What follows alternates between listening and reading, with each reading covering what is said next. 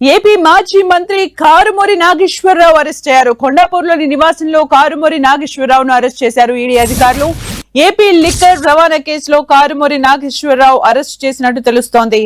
Karumuri నాగేశ్వరరావును Basheerbagh ED కార్యాలయానికి తరలించారు.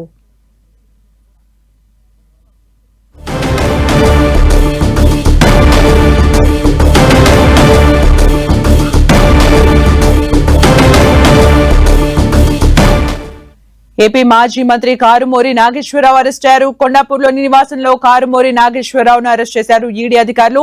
AP liquor రవాణా కేసులో కారుమూరి నాగేశ్వరరావును అరెస్ట్ చేసినట్టు తెలుస్తోంది. కారుమూరి నాగేశ్వరరావును బషీరాబాగ్ ఈడీ కార్యాలయానికి తరలించారు. ఇక పూర్తి అప్డేట్స్ మా ప్రతినిధి కిరణ్ అందిస్తారు. కిరణ్, మిత్ర, ఏపీ లిక్కర్ ట్రాన్స్పోర్ట్ కేసులో కీలక పరిణామం చోటు చేసుకుంది. మాజీ మంత్రి కారుమూరి నాగేశ్వరరావును కొద్దిసేపటి క్రితం కొండాపూర్లోని ఆయన నివాసంలో అరెస్ట్ చేశారు ఈడీ అధికారులు. ఈ కేసుకు సంబంధించి కూడా ఇప్పటికే కారుమూరి నాగేశ్వరరావు కొడుకును పలుమార్లు విచారించింది ఈడీ. కానీ నాగేశ్వరరావు చాలా రోజుల నుంచి కూడా ఈడీ విచారణకు హాజరు కాకుండా కూడా తప్పించుకున్న ఆరోపణలు ఉన్నాయి. ఎందుకంటే ముఖ్యంగా ఏపీ లిక్కర్ కేసుతో పోల్చుకుంటే కూడా ఈ ట్రాన్స్పోర్ట్ కు సంబంధించిన కేసుకు సంబంధించి కూడా వేల కోట్ల రూపాయలకు సంబంధించి కూడా ఆర్థిక లావాదేవీలు జరిగాయి.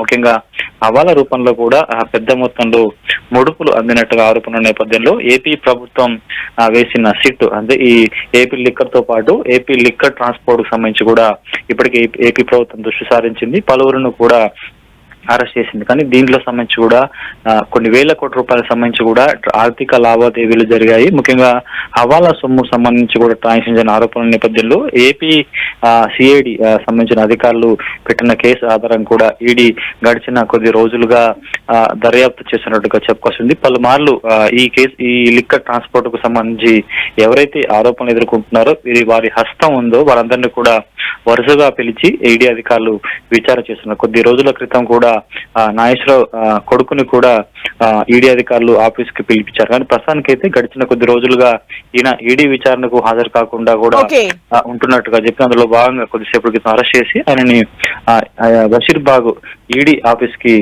తరలించారు. Thank you Kiran for the updates.